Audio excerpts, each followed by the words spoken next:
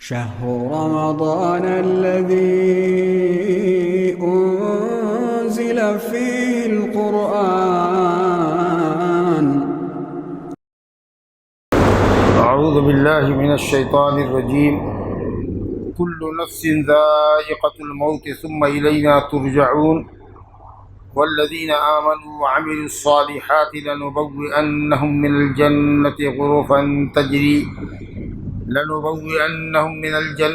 غرفا تجري من تحتها الأنهار خالدين فيها نعم أجر العاملين الذين صبروا وعلى ربهم يتوكلون. وكأي من دابة لا تحمل رزقها الله يرزقها وإياكم وهو السميع العليم. ولئن سألتهم من خلق السماوات والأرض وسخر الشمس والقمر ليقولن الله فأنى يؤفكون. الله يبسط الرزق لمن يشاء من عباده ويقدر له إن الله بكل شيء عليم. ولئن سألتهم من نزل من السماء ماء فأحيا به الأرض من بعد موتها ليقولن الله قل الحمد لله بل أكثرهم لا يعقلون. وما هذه الحياة الدنيا إلا لهو ولعب وإن الدار الآخرة لهي الحيوان لو كانوا يعلمون. چند آیات ابھی آپ کے سامنے سورہ عنکبوت 21ویں پارے سے تلاوت کی گئی ہے. جو آیت 57 50 پر 7 میں نے پڑھی ہے. کل نفس ذائقۃ الموت، ہر نفس کو موت کا مزہ چکھنا ہے. اس سے پہلے جو آیت ہے اس سے اس کا ربط ہے. اللہ نے کہا یا عبادی الذین آمنوا ان ارضی واسعہ فإیایا فاعبدون. اے میرے بندو، ایمان والے بندوں سے اللہ تعالیٰ فرما رہا ہے. بندوں کی نسبت اللہ تعالیٰ نے اپنی ذات کی طرف کی ہے. یا عبادی، محبت اور شفقت اس سے ظاہر ہے کہ اے میرے بندو، خاص بندو جو ایمان لائے ہو، جان لو کہ میری زمین کشادہ ہے، میری زمین بہت وسیع و عریض ہے. گھٹ گھٹ کر کافروں کے درمیان دیار کفر میں رہنے کی ضرورت کیا بھی نہیں ہے. ہجرت کرو. جہاں تم اللہ کا نام آزادی سے نہیں لے سکتے اور دین پر عمل کرنے میں تمہیں بہت سختیوں کا سامنا ہے، تو اللہ کی زمین بہت وسیع ہے. کہیں بھی نکلو جہاں تم آزادی کے ساتھ اللہ تعالیٰ کی عبادت کر سکو. کیوں ڈرتے ہو یا کیوں مال و متاع کی لالچ میں اور وطن کی محبت میں اپنے آپ کو دیار کفر میں ٹھہرائے ہوئے ہو؟ مال و متاع کب تک؟ وطن کی محبت کب تک؟ سب سے زیادہ محبت تم کو اللہ کے دین سے ہونی چاہیے، جہاں تم آزادی کے ساتھ اللہ کا نام لے سکے. مکے والوں سے کہا جا رہا ہے، مکے کے مسلمانوں سے، اور یہ حکم ہجرت کا قیامت تک ہے. لا تنقطع الہجرت حتی تنقطع التوبہ ولا تنقطع التوبہ حتی تطلع الشمس من مغربها. ہجرت باقی ہے جب تک کہ توبہ کا دروازہ بند نہیں ہوتا، اور توبہ کا دروازہ کھلا ہے جب تک کہ سورج پچھم سے طلوع نہیں ہو جاتا. تو جب بھی زمین تنگ پڑ جائے، اللہ کے نام لیواؤں کے لیے وہ آزادی کے ساتھ دین پر عمل نہیں کر سکتے ہوں، کفار اور مشرکین ان کو بہت ستاتے ہوں، دین پر جینا ان کا دوہر کر دیا ہو، تو مسلمانوں پر واجب ہے کہ وہ ہجرت کر جائیں. اللہ تعالیٰ مسلمانوں کے لیے زمین کو، ہر جگہ کی زمین کو کشادہ فرمائے، اور اسلام اور مسلمانوں کو اللہ تعالیٰ راحت نصیب فرمائے. اور جو لوگ اول فول بک رہے ہیں، اللہ تعالیٰ ان کو بھی اسلام کو سمجھنے اور برتنے کی اور قبول اسلام کی اللہ تعالیٰ ان کو بھی توفیق عطا فرمائے.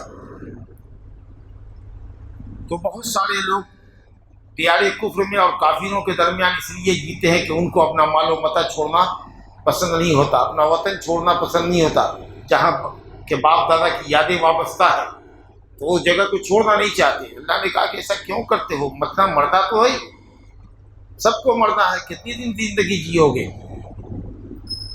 موت کا مزہ چکھنا ہے تم کو. اسی لیے دنیا کی دولت کے پیچھے، مال و متاع کے پیچھے مت رہو اور گھٹ گھٹ کر مت جیو. جاؤ ہجرت کرو. کل نفس ذائقۃ الموت، ہر نفس کو موت کا مزہ چکھنا، جو بھی متنفس ہے، جو بھی جاندار ہے، سب کو موت کا مزہ چکھنا ہے۔ کیا انسان، کیا جنات، کیا ملائکہ، کیا حشرات الارض، کیڑے مکوڑے، سانپ بچھو، سب کو مرنا ہے۔ کل نفس ذائقۃ الموت، یہی مضمون ہے۔ کل من علیہا فان ویبقی وجہ ربک ذو الجلال والاکرام، کل شیء ہالک الا وجہہ، اللہ کی ذات، اللہ کے چہرے کے سوا ساری چیزیں ہلاک ہو جائیں گی، کوئی نہیں رہ جائے گا۔ کل نفس ذائقۃ الموت، لیکن فرق ہے، مومن جو موت کی مرارت چکھتا ہے، موت کی کرواہٹ جو جھیلتا ہے، برداشت کرتا ہے، اور زندگی کی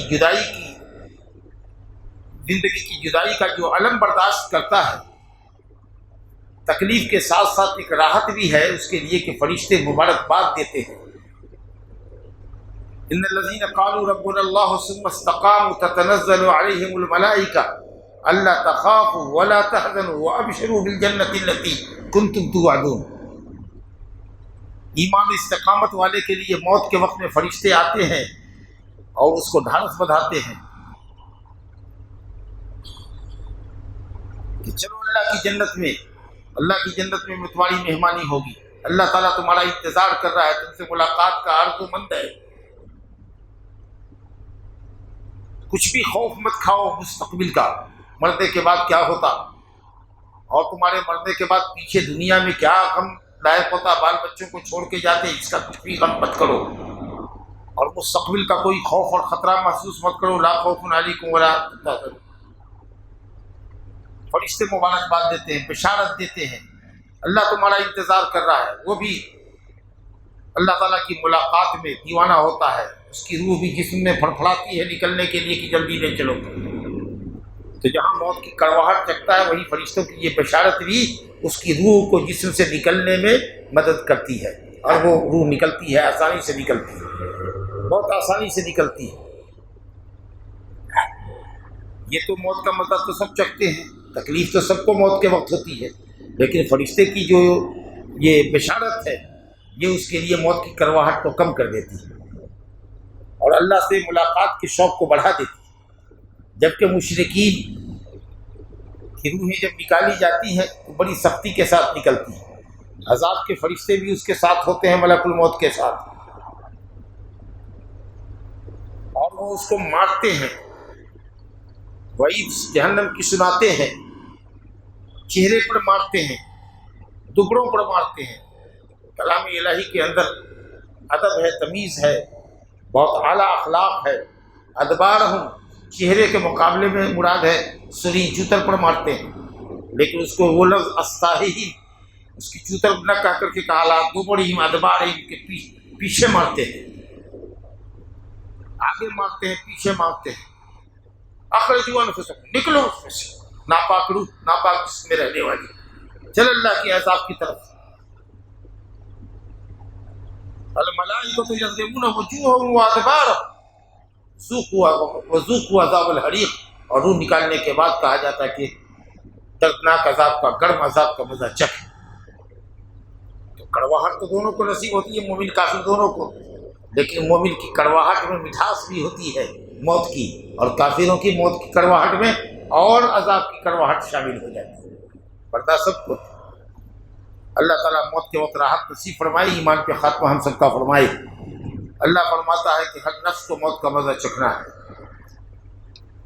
یعنی یقینی ہے، موت سے گزرنا یقینی ہے۔ ثم الینا ترجعون، پھر تم سب ہماری طرف پلٹائے جاؤ گے، اور اللہ کی طرف جب پلٹائے جاؤ گے، حساب و کتاب تمہارے سامنے رکھ دیا جائے گا، تمہارا نامہ اعمال تمہارے سامنے رکھ دیا جائے گا۔ اقرأ کتابک کفیٰ بنفسک اليوم علیک حسیبا۔ ایسے ریکارڈ تیار ہو رہا ہے جس میں ہر چھوٹی سے چھوٹی اور ہر بڑی سے بڑی بات لکھی ہوئی ہے۔ آپ بتائیے کتنے دفتر اعمال کے تیار ہو رہے ہوں گے۔ ایک ہفتہ آپ جتنی باتیں بولتے ہیں، جس طرح کی بھی بات بولتے ہیں، اگر اس کو صرف نقل کرنا چاہیں تو ہم سمجھتے ہیں کہ ہفتے میں ایک جلد تیار ہو جائے گی۔ کاغذ پر اگر لکھنا چاہیں صبح سے کیا کیا بولے، کیا اچھا بولے، کیا برا بولے، کسی طرح کی کوئی بھی بات جو آپ بولتے ہیں، اپنی باتوں کو، اپنے کاموں کو اگر اس میں نقل کریں تو ایک ہفتے میں ایک جلد ہو جائے گی۔ اور سالہ سال کے کارناموں کو آپ لکھیں گے، سوچیے کتنی مجلدات تیار ہوگی، کتنی جلدیں، کتنی والومز تیار ہو جائے گی۔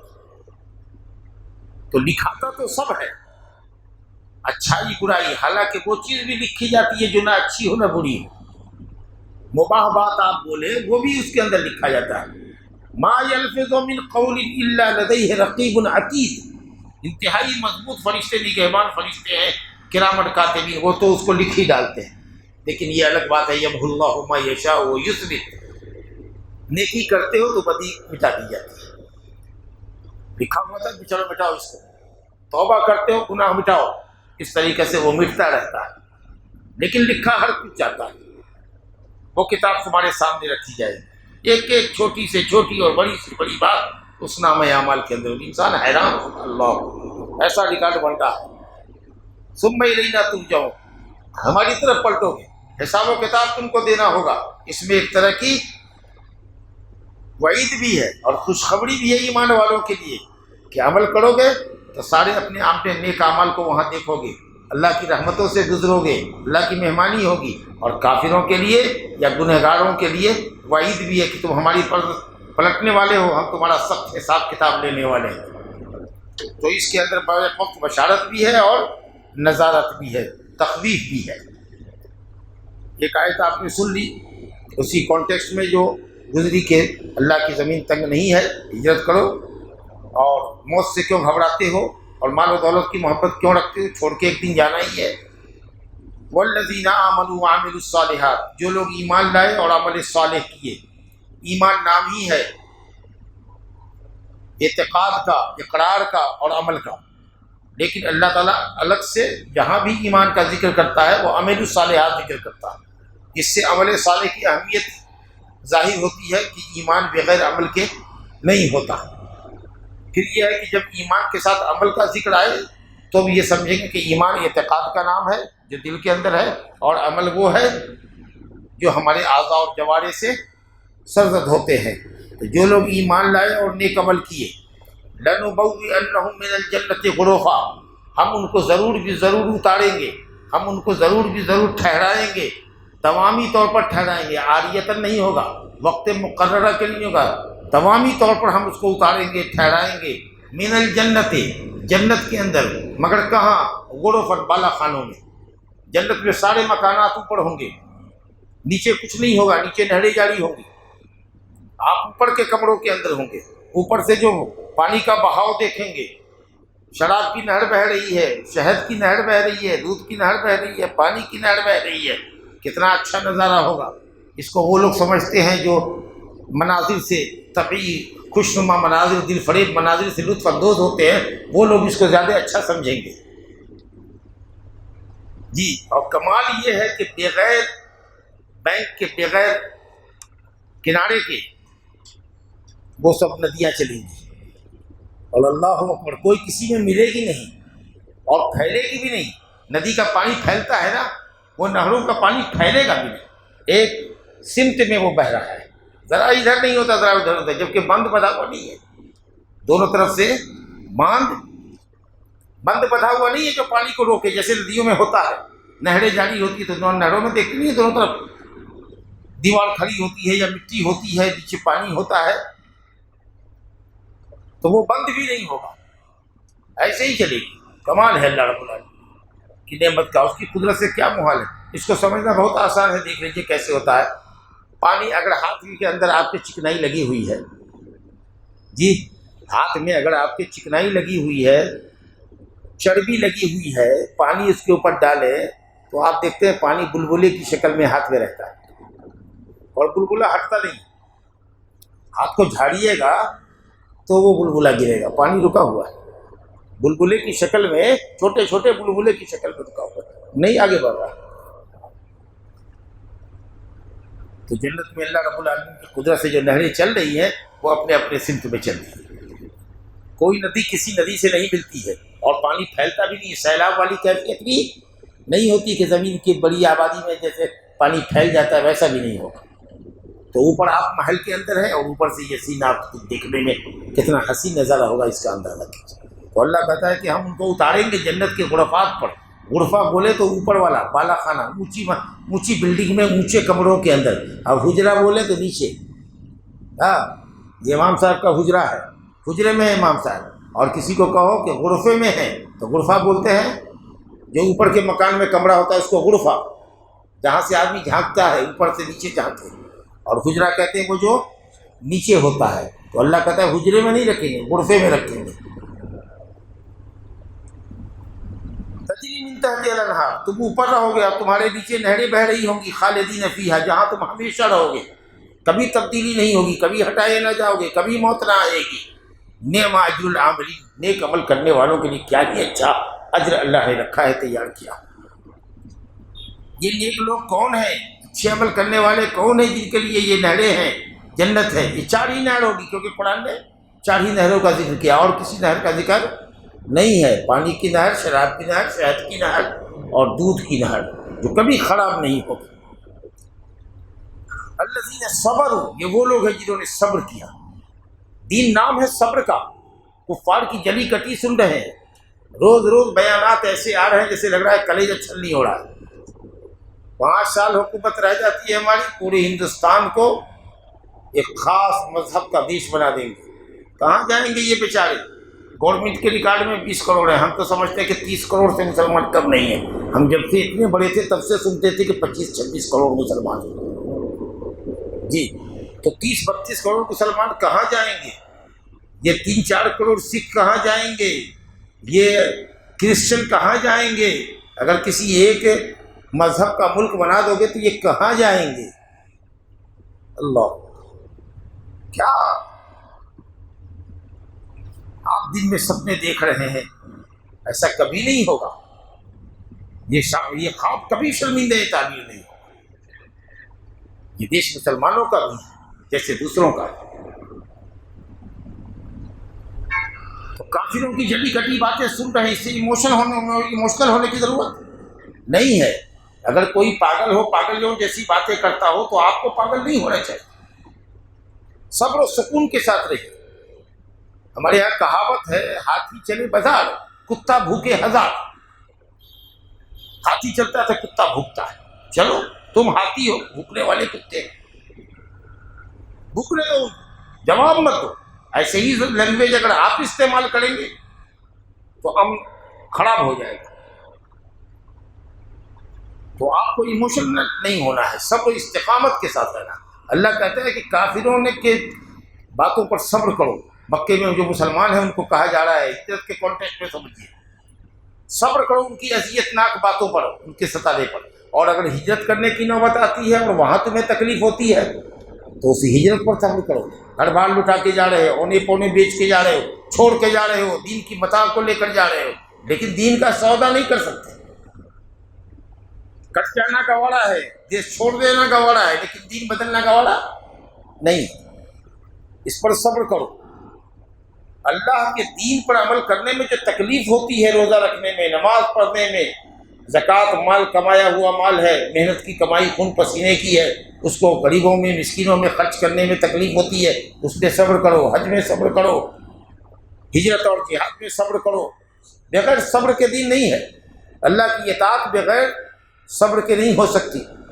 اور اسی طریقے سے گناہ جو انسان کو اپنی طرف کھینچتا ہے اس کو چھوڑنے کے لیے بھی صبر بہت ضروری ہے. جب تک صبر نہ ہو اور آدمی اپنے نفس امارہ سے جنگ نہ کرے، لڑے نہیں، اس وقت تک پاپ کو چھوڑ نہیں سکتا. اور پھر جو فیصلے ہیں، تقدیر کے جو فیصلے ہیں، جان میں مال میں اللہ کی طرف سے ہو یا دشمنوں کو جو اللہ نے ہم پر مسلط کروا دیا ہے، جن کے ذریعے ہماری جان اور مال کو خطرے محسوس ہو رہے ہیں، ان ساری تکلیفوں کے اوپر جو لوگ صبر کرتے ہیں، اللہ کہتے ہیں کہ صبر کا ثواب جنت ہے. غرفات میں آپ کو اتاریں گے جنت کے بالا خانوں میں جب آپ صبر کرنے والے ہوں گے. وَعَلَىٰ رَبِّهِمْ يَتَوَكَّلُونَ، اور اپنے رب پر ہی مکمل اور پکا اعتماد اور بھروسہ کرتے ہیں. جس کو اللہ رکھے اس کو کون چکے. آپ اپنے دین پر صحیح عمل کرو، اپنے عقیدے کی اصلاح کرو، اپنے اخلاق کی اصلاح کرو. گالی دینے والوں کو تم گالیاں نہ دو، صبر اور استقامت کرو، انشاءاللہ تعالی حالات بدلے گی. وَعَلَىٰ رَبِّهِمْ يَتَوَكَّلُونَ. پھر سوال یہ ہوتا ہے کہ اگر ہجرت کریں گے تو جائیں گے کہاں، رہیں گے کہاں، کھائیں گے کہاں سے، کہاں سے آئے گا؟ یہ سب جو سوالات ہیں، سب سوالات کو دماغ سے نکال دو۔ جس اللہ نے پیدا کیا ہے وہی روزی دے گا۔ مکے سے مسلمان خانوں میں برباد آئے تھے، گھر لٹا کے آئے تھے، لیکن اللہ رب العالمین نے ان کے رہنے کا ٹھکانہ مدینہ میں کیا کہ نہیں کیا؟ صحابہ کرام نے ان کے ساتھ برادرانہ رشتہ قائم کر لیا، اہل مدینہ نے گھر میں شیئر کیا، مکان میں شیئر کرنا چاہا، نے کہا کہ نہیں، کھیتی باڑی ان کو دے دو، بٹائی دے دو، کھیت تمہارا رہے گا، باغ تمہارا رہے گا، یہ محنت کرتے، ان کو پھل میں آدھا آدھا بانٹو۔ کچھ لوگوں نے تجارت کی، ماشاءاللہ مالدار ہو گئے۔ اور پھر تم کیوں نہیں سمجھتے ہو کتنی مخلوقات ایسی ہیں جو اپنی روزی آپ نہیں کما سکتی، لیکن اللہ تعالیٰ ان کے پاس روزی بھیج دیتا ہے۔ تم اللہ کے بھروسے نکلو، کھانے پینے کی پرواہ مت کرو۔ اگر اللہ کے دین کی خاطر نکلو گے تو اللہ کھلائے گا، اللہ پلائے گا، اللہ حفاظت کرے گا۔ وَكَأَيٍّ مِّن دَابَّةٍ، بہت سارے ایسی مخلوق ہے جو زمین پر رینگنے والی ہے، چلنے والی ہے۔ ریگنا اور چلنا بولے تو اس میں پیٹ پر چلنے والی بھی مخلوق، اور دو پاؤں پر چلنے والے ہم انسان بھی، اور دوسرے پرندے، مرغی وغیرہ، اور اسی طریقے سے چار پیر کے جو ہوتے ہیں سب کو کہتے ہیں دابہ۔ جو بھی زمین پر دبہ یدبو چلتا ہے، سمجھا؟ لیکن آگے چونکہ اللہ نے کہا وَإِيَّاكُمْ، اللہ ان کو بھی روزی دیتا ہے اور تم کو بھی روزی دیتا ہے۔ اس کا مطلب یہ ہے کہ ہم یہاں پر اس دابہ میں داخل نہیں ہیں، کیونکہ اللہ نے انسانوں کو الگ کیا ہے۔ لیکن وَمَا مِن دَابَّةٍ فِي الْأَرْضِ إِلَّا عَلَى اللَّهِ رِزْقُهَا، نہیں ہے زمین پر کوئی ریگنے والی مخلوق مگر اللہ کے اوپر اس کی روزی ہے، اللہ نے اس کی روزی کا ذمہ لیا ہے۔ يَعْلَمُ مُسْتَقَرَّهَا وَمُسْتَوْدَعَهَا، وہ اس کے مستقر اور آخری ٹھکانے کو بھی جانتا ہے، قیامت کے ٹھکانے کو، اور مستودعہ جہاں وہ چند دنوں کے لیے بطور امانت اور ودیعت زندگی گزار رہا ہے اس کو بھی جان رہا ہے۔ تو وہاں دابہ کے اندر جس کی روزی سب کی اللہ نے دی ہے وہاں انسان بھی داخل ہے۔ لیکن یہاں پر چونکہ چوپائے اور دابہ کے بعد اللہ نے انسان کو الگ سے بیان کیا ہے، اس کا مطلب یہ کہ یہاں دابہ میں ہم داخل نہیں ہیں۔ تو دابہ نے ہر وہ چیز جو زمین پر چلے، اپنی حرکت سے چلے، اپنی حرکت سے چلے۔ سانپ چل رہا ہے اپنی حرکت سے، چونٹی چل رہی ہے اپنی حرکت سے، ہم چل رہے ہیں اپنی حرکت سے، جانور اپنی حرکت سے چل رہے ہیں، سمجھا کہ نہیں؟ اور یہ گاڑیاں جو چلاتے ہو، موٹر سائیکل جو چلاتے ہو، کار جو چلاتے ہو، یہ بھی دابہ ہے کیا؟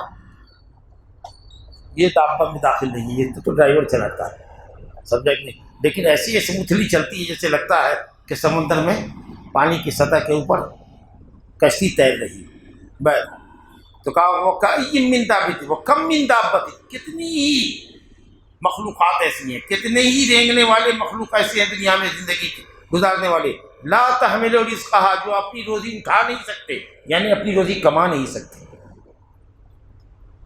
جانوروں کو دیکھیں نا، بیمار پڑ جاتا ہے، شیر اگر بیمار پڑ جاتا ہے، کافی بیمار ہے، چل نہیں سکتا، اتنا کمزور ہے، آخر وہ کھاتا ہے یا پڑ جاتا ہے؟ روزی آ جاتی ہے اس کے پاس، اس کے ساتھی لے آ کر کے دے دیتے ہیں، اللہ انتظام کرتا ہے۔ آپ اپنی پیدائش کے وقت میں جب تھے تو آپ روزی کما سکتے تھے اپنی، اللہ رب العالمین نے آپ کی روزی کا سامان دنیا میں آنے سے پہلے آپ کے لیے پیدا کر دیا۔ یہ باپ نے آپ کے لیے کمایا، کما نہیں سکتے تھے، جیسے جیسے توانا تندرست ہوئے، جوان ہوئے، کمانے لگے تو اللہ نے آپ کو روزی دی۔ اسی طریقے سے جانوروں کے اندر دیکھیے کتنے کیڑے مکوڑے ہیں، سمجھا کہ نہیں، بیمار ہیں، چل نہیں سکتے، روزی ان کے پاس چل کر کے آتی ہے، سمجھا کہ نہیں۔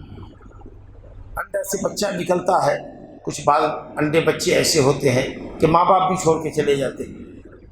کوا جب انڈا سے نکلتا ہے، کوا کا بچہ، تو ہم نے تو نہیں دیکھا، کتابوں میں پڑھا ہے کہ بچہ اس کا سفید ہوتا ہے۔ کوے کے بچے جب انڈے سے باہر آتے ہیں سفید ہوتے ہیں۔ اب جو کوا میل فیمیل اس کو دیکھتا ہے تو کہتا ہے یہ تو انڈا ہمارا تھا، ہم تو کالے ہیں، یہ سفید بچہ کہاں سے آیا؟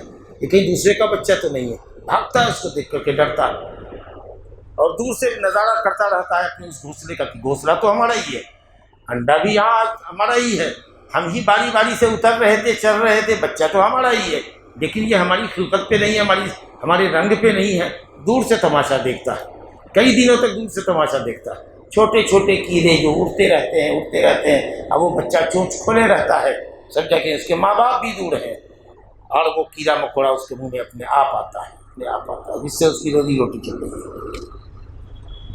یہاں تک کہ رفتہ رفتہ رفتہ جب اس کے پر کالے ہوتے ہیں تب ماں باپ کی شفقت ہوتی ہے، اور پھر وہ کوا میل فیمیل آتا ہے اور اس کو پھر وہ اپنے پنکھوں سے ڈھانپتا ہے، روزی روٹی لاتا ہے، اس کے منہ میں ڈالتا ہے۔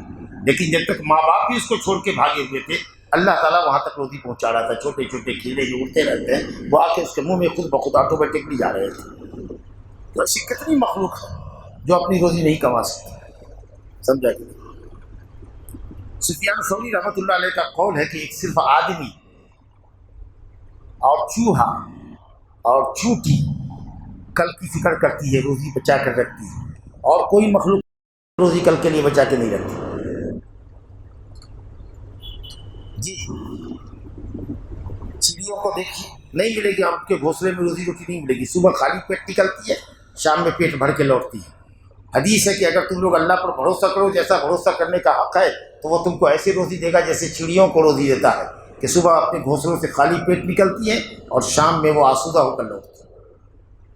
چونٹیاں اپنے دنوں کے لیے، جاڑے کے دنوں کے لیے وہ کھانا بچا کے رکھتی ہیں، چونٹی۔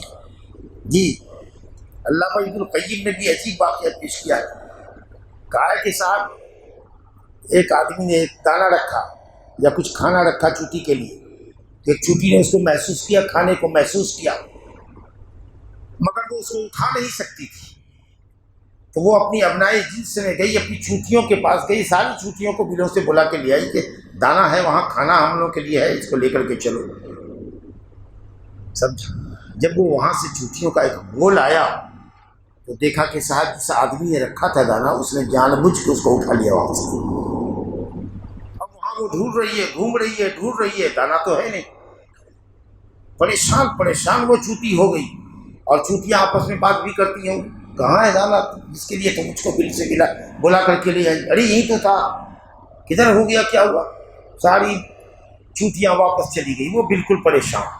پھر اس آدمی نے دانہ کہیں اور رکھ دیا، سنتے سنتے سنتے پھر وہ وہاں پہنچی، اس نے ٹرائی کیا کہ اس کو اٹھا سکتے ہیں کہ تو ہم لے کے چلیں، لیکن نہیں اٹھا سکی۔ پھر دوبارہ گئی، ساری چونٹیوں کو ملا کے لے آئی کہ چلو چلو دانہ ہے رکھا ہوا۔ دوبارہ آئی، پھر اس آدمی نے یہی دھوکہ کیا کہ اس دانے کو وہاں سے ہٹا لیا۔ 3 مرتبہ جب آئی اور اس کے بعد بھی دانہ اٹھ گیا تو چونٹیوں نے اس کو قتل کر دیا۔ سمجھا؟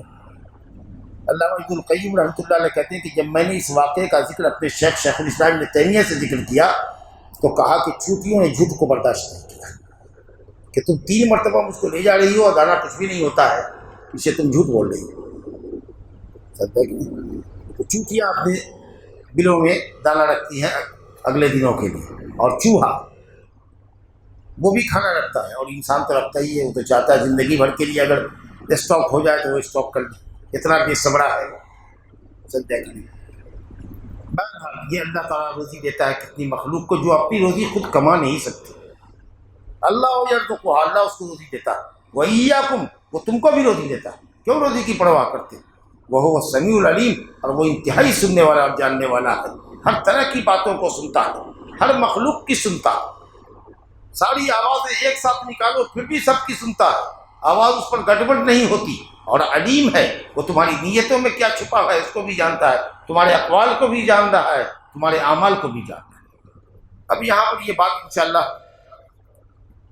سمجھنے کی ہے کہ اللہ تعالیٰ ہر چیز کو جانتا ہے، اللہ تعالیٰ جو اپنا کام کرتا ہے اس کو بھی جانتا ہے، جو ہم کرتے ہیں وہ بھی جانتا ہے، جو امر مستحیل ہے جو نہیں ہو سکتا ہے اس کو بھی جانتا ہے کہ اگر ہوتا تو کیسا ہوتا۔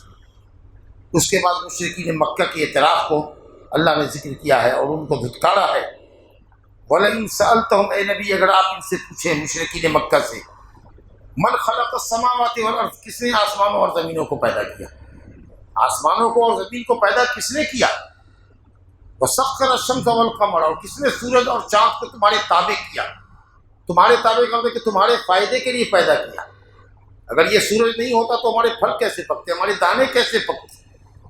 بہت سی چیزیں ہیں جس کو سورج کی حرارت کی ضرورت تھی،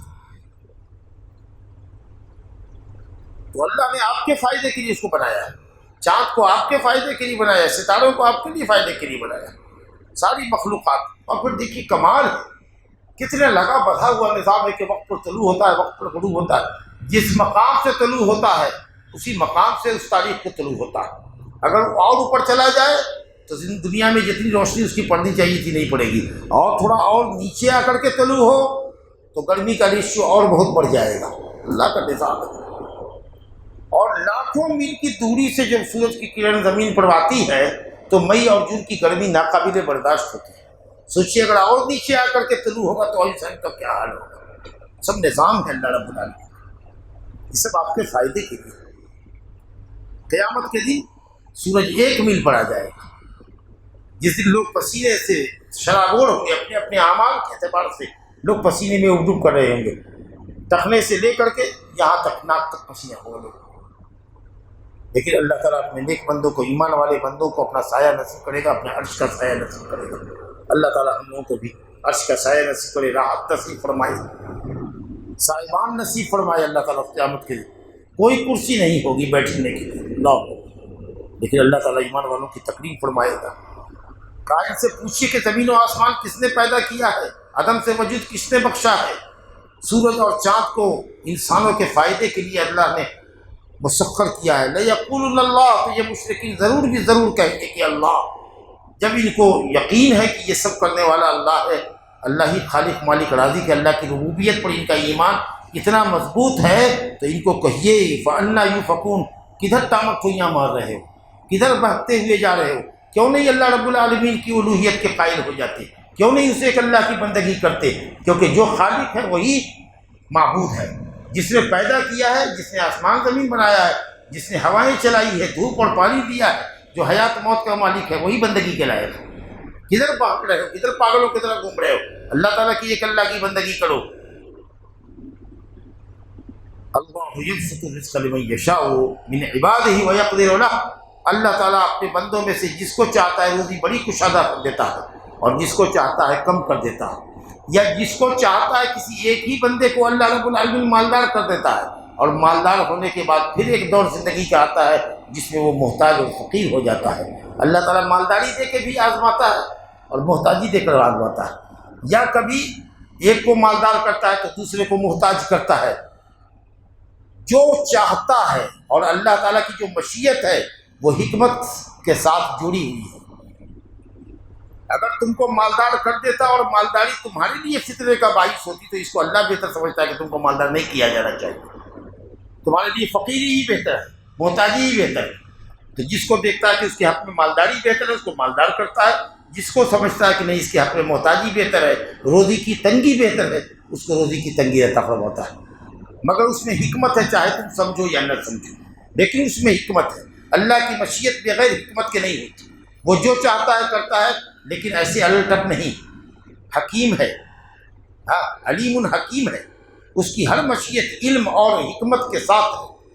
تو جس کو چاہتا ہے اللہ تعالیٰ کشادہ روزی عطا فرماتا ہے، اور جس کو چاہتا ہے کم کر دیتا ہے۔ ان اللہ بکل شیء علیم، اللہ تعالیٰ ہر چیز کو جانتا ہے، کس کو مال ملنا چاہیے کس کو نہیں ملنا چاہیے، ساری حقیقتوں کو اللہ رب العالمین جانتا ہے۔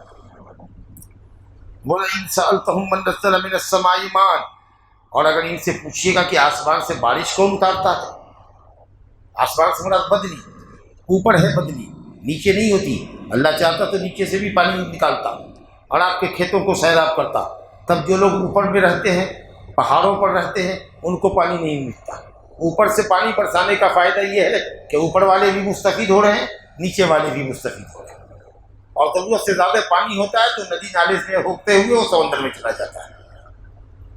اللہ تعالیٰ اوپر سے برساتا ہے پانی، نزل من السماء ماء، پانی بہاتا، فاحیا به الارض من بعد موتها، اور اس بارش کے ذریعے اللہ تعالیٰ مردہ زمین کو زندہ کرتا۔ وہ زمین جو کچھ اگا نہیں سکتی ہے، جس پر پیڑ پودے نہیں ہیں، سبزہ نہیں ہے، ہریالی نہیں ہے، کھیتی باڑی نہیں کی جا سکتی، وہ زمین مردہ کہلاتی ہے۔ لیکن جب بارش اللہ تعالیٰ دیتا ہے، اس میں سوراخ بنتی ہے، زمین پانی لیتی ہے، پھر جتائی کرتے ہیں، اس میں دانہ ڈالتے ہیں، لہلہاتا ہوا پودا نکلتا ہے، اور ہریالی اور سبزے کو دیکھ کر کے آپ کو لگتا ہے کہ کیا خوبصورت زمین ہو گئی۔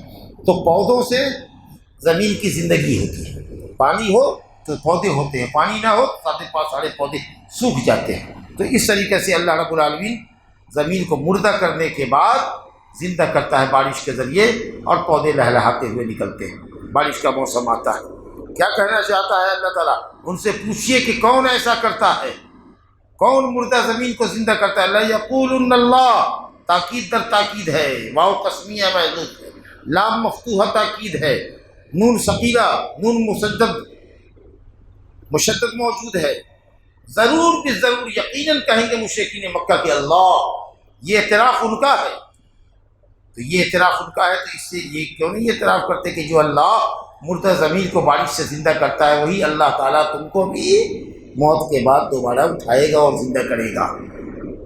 جو مردہ زمین کو زندہ کرتا ہے وہ تم کو بھی موت کے بعد اٹھائے گا۔ باس بادل موت کے عقیدے پر ہے، کیونکہ مشرکین ایک طرف تو اللہ تعالیٰ کی الوہیت کا انکار کرتے تھے، بندگی میں دوسروں کو شریک کرتے تھے، تو اللہ نے اقرار دیا کہ بولو زمین آسمان کس نے بنائے، اور چاند اور ستارے کس نے تمہارے فائدے کے لیے پیدا کیے؟ تو کہتے ہو اللہ، وَأَنَّا تُؤْفَكُونَ، کہاں بھاگتے جا رہے ہو، کہاں اللہ کا در چھوڑ کے بھاگ رہے ہو، کیوں غیروں کے سامنے سر و سجود ہو، کیوں نہیں اللہ تعالیٰ کی یہ بات کرتے؟ اور اس آیت میں بارش کون برساتا ہے، مردہ زمینوں کو زندہ کون کرتا ہے، تو تم کہتے ہو اللہ۔ تو اللہ تعالیٰ قیامت پر پکڑے گا، تم جب مر جاؤ گے تو اللہ تعالیٰ تم کو زندہ کرے گا، بارش دے گا، وہ بارش ہلکی بارش ہوگی جیسے شبنم گرتی ہے، وہ قبر میں جائے گی، وہ سیدھا ہڈیوں میں لگے گی جو مٹی بن رہی ہوگی، جسم انسانی کا ڈھانچہ تیار ہو جائے گا، اور اس کے بعد رب العالمین کا اسرافیل جب سور پھونکے گا دوسری مرتبہ تو وہ روحیں وہاں سے تھر سے نکلیں گی، چلیں گی، اور جو جہاں قبر میں ہوگا، جو جہاں مڑا ہوگا، جس کی باڈی قبر میں تیار ہو چکی ہوگی، جیسے جسم ماں کے پیٹ میں تیار ہوتا ہے اور ایک وقت پر اس میں روح ڈالی جاتی ہے، تو اسی طریقے سے اللہ رب العالمین جب مردوں کو اٹھائے گا تو ہلکی بارش دے گا، اور وہ بارش تمام قبروں کے اندر جائے گی، اور مٹی سے مل کر کے انسان کا ڈھانچہ تیار ہو جائے گا جس ایج میں جو مڑا ہوگا، اور جب ڈھانچہ تیار ہوگا تو اسرافیل جب دوسری مرتبہ سور پھونکیں گے، ڈھانچہ تیار ہو چکا ہے، وہ روح اس کے اندر حلول کرے گی، اور اس کے بعد فَإِذَا هُم مِنَ الْأَجْدَاثِ إِلَىٰ رَبِّهِمْ يَنْسِلُونَ، فوراً ایک دم قبریں پھٹیں گی اور سر سے وہ قبر سے باہر نکل جائیں گے، ایک دم امیڈیٹلی یہ معاملہ ہوگا۔ تو جب یہ رکھتے ہو کہ اللہ تعالیٰ مردہ زمینوں کو زندہ کرتا ہے بارش سے، تو باس بادل موت کے عقیدے پر ایمان لاؤ۔ اسے ایمان باللہ، اللہ کی توحید پر ایمان لانا، اور ایمان بالآخرت، اس کا ذکر قرآن نے بار بار کیا ہے، سمجھا کہ کیونکہ یہ آخرت کی جواب دہی ہی انسان کو صحیح عقیدے اور صحیح عمل کے اوپر گامزن کرتی ہے۔ تو اسی لیے جب اللہ رب العالمین نے دو الگ الگ موضوع ہے، اگر پوچھئے زمین آسمان کس نے پیدا کیا، کہتے ہیں اللہ، تو کہیے جب یہ اقرار ربوبیت کا ہے تو الوہیت کا کیوں نہیں ہے؟ اور جب یہ کہتا ہے کہ زمین آسمان سے بارش کون برساتا ہے بدلیوں سے، تو کہتے ہیں اللہ۔ مردہ زمینوں کو زندہ کون کر دیتا ہے، کھیتی باڑی کرنے کے لائق زمین کو کون بناتا ہے، تو اللہ۔ تو جو مردہ زمین کو زندہ کرے گا وہی تم کو بھی زندہ کرے گا، وہی تم کو بھی زندہ کرے گا۔ کذالک الخروج، جس طریقے سے بارش سے پودے نکلتے ہیں زمین سے، ایسے ہی تم بھی زمین سے نکلو گے۔ تو اس آیت کا مفہوم دوسرا ہے، یہ جو کہا قل الحمدللہ، کہیے الحمدللہ، تمام محامد، تمام صفت کمال، الکمال المطلق اللہ کے لیے ہے، اور وہی ہر حال میں تعریف کا مستحق ہے کہ کم سے کم مشرکین نے یہ تو اعتراف کیا کہ اللہ مردہ زمین کو زندہ کرتا ہے۔ حجت مکمل ہو گئی ہے تم پر۔ اب تم اگر اللہ کے اوپر ایمان نہیں لاتے یہ اقرار کے بعد بھی کہ زمین آسمان کائنات اللہ نے بنائی ہے، اور جس نے کائنات بنائی ہے وہی عبادت کے لائق ہے، اور جو مردہ زمین کو بارش سے زندہ کرتا ہے وہی تم کو دوبارہ قبر سے زندہ کرے گا، تم نہ مانو، لیکن اللہ نے حجت تم پر تمام کر دی۔ تم یہ نہیں کہہ سکو گے کہ ہمارے لیے دلیل واضح نہیں۔ لَيَقُولُنَّ اللَّهُ قُلِ الْحَمْدُ لِلَّهِ، کہ الحمد للہ کہ تم نے اقرار تو کر لیا، بل اکثرهم لا یعقلون، لیکن کیا کیجیے گا، اس کے باوجود بھی اکثر لوگ بے وقوف ہیں، عقل سے کام نہیں لیتے، عقل سے کام نہیں لیتے۔ آخر میں اللہ تعالیٰ جو آج کے درس میں فرمایا ہے، اللہ جو آیت میں نے پڑھی ہے، کہ وَمَا هَٰذِهِ الْحَيَاةُ الدُّنْيَا إِلَّا لَهْوٌ وَلَعِبٌ، یہ آیت پہلے بھی ہمارے درس میں آ چکی ہے۔ دنیا کی زندگی نہیں ہے مگر کھیل اور تماشا۔ لہو کا تعلق دل سے ہے، ایسی ملہیات، ایسی مغفلات جو چیزیں آپ کو دین سے غافل کر دیں، اس کا تعلق لہو سے، اور لعب جس کا تعلق اعضاء اور جوارح سے۔ دنیا کا جتنا کام جو صرف دنیا کا کام ہے وہ ایسے ہی ہے جیسے لہو و لعب ہے۔ بچے کو گڑیا لا کر کے دیتے ہیں، کھیلتا ہے بچہ، بہلتا ہے، آپ بھی مال و دولت سے، کوٹھے صوفے سے، مکان جائیداد سے بہل رہے ہیں، بچہ بڑا ہو جائے گا گڑیا کی طرف نہیں دیکھے گا، کچھ اور دیکھے گا، وہی تماشا ہے آپ کے لیے۔ لیکن اس دنیا میں رہ کے جو آپ اعمال صالحہ کرتے ہیں وہی کام کی چیز ہے، وہی آخرت کا عمل ہے۔ یہ نماز روزہ حج زکوٰۃ جو کرتے ہیں یہ دنیا کا عمل نہیں ہے، دنیا میں کیا جانے والا عمل ہے جو ہمارے لیے آخرت کا عمل ہے، یہ آخرت کا عمل ہے، یہ دنیا کا عمل نہیں ہے۔ جس کو صرف نری دنیا کہتے ہیں، خالی دنیا، وہ تو ایک کھیل تماشا ہے، سرور اور مستی کے علاوہ کچھ نہیں ہے، نظروں کو بھاتی ہے کچھ دیر کے لیے، جیسے کھیتی بھاتی ہے لوگوں کو، اور پھر فصل کٹ جاتی ہے، چوڑا چوڑا ہو جاتی ہے، بھوسا بھوسا ہو جاتی ہے، پھر پوری ہریالی ختم ہو جاتی ہے، حد نگاہ تک بیابان اور چٹیل میدان ہی نظر آتا ہے۔ وہی ہے انسان کی زندگی، اس کی فصل کٹ جاتی ہے، سب کچھ پیچھے رہ جاتا ہے اور وہ آگے نکل جاتا ہے۔ تو دنیا کی زندگی محض کھیل تماشے کے سوا کچھ نہیں ہے۔ واقعی اگر جو زندگی ہے، جو دائمی زندگی ہے، حقیقی جہاں لطف ہے، مسرت ہے دائمی، وہ تو آخرت کا ہے۔ یہ دنیا تو محض سراب ہے، دھوکہ ہے، جو دور سے ریت پانی نظر آ رہا ہے آپ کو۔ وَإِنَّ الدَّارَ الْآخِرَةَ لَهِيَ الْحَيَوَانُ، حقیقت یہ ہے کہ آخرت کا گھر ہی اصل میں زندگی ہے۔ حقیقی زندگی تو آخرت کی زندگی ہے جو ہمیشہ باقی رہنے والی ہے۔ لو کانوا یعلمون، کاش کے لوگ سمجھتے اس بات کو اور دنیا کے اوپر اپنی آخرت کو قربان نہیں کر دیتے، بلکہ اپنی دنیا کو آخرت پر قربان کر دیتے، اپنے زیادہ سے زیادہ وقت کو عبادتوں میں لگاتے، اپنی زیادہ سے زیادہ مال کو اللہ کے راستے میں خرچ میں لگاتے تھے، عمرہ اور حج کرتے، نہ یہ کہ دنیا کو سمیٹتے، آخرت کو فراموش کرتے۔ نماز جا رہی ہے تو جائے، نیکی کا موقع چھوٹ رہا ہے تو چھوٹے، لیکن دنیا نہ چھوٹے، سمیٹنے کا وقت ہے دنیا، سمیٹو سمیٹو، یہ مزاج ہے تمہارا۔ کاش کہ تم سمجھتے، یہ کھیل تماشا ہے، جو اصل آخرت کی زندگی ہے وہ آخرت کی زندگی ہے، حقیقی زندگی ہے۔ کاش کہ تم سمجھتے اور آخرت کو ترجیح دیتے دنیا پر، لیکن اللہ نے کہا بل تؤثرون الحیات الدنیا، تم تو دنیا کی زندگی پر نیچے بیٹھے ہو، والآخرۃ خیر وابقیٰ، جبکہ آخرت ہی بہتر ہے اور وہی باقی رہنے والی چیز ہے۔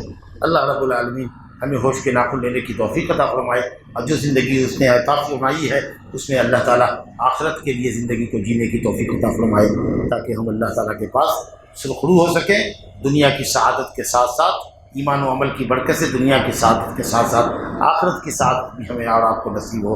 انہ تعالیٰ جواد کریم، وصلی اللہ علیہ نبینا محمد وعلی آلہ وصحبہ اجمعین۔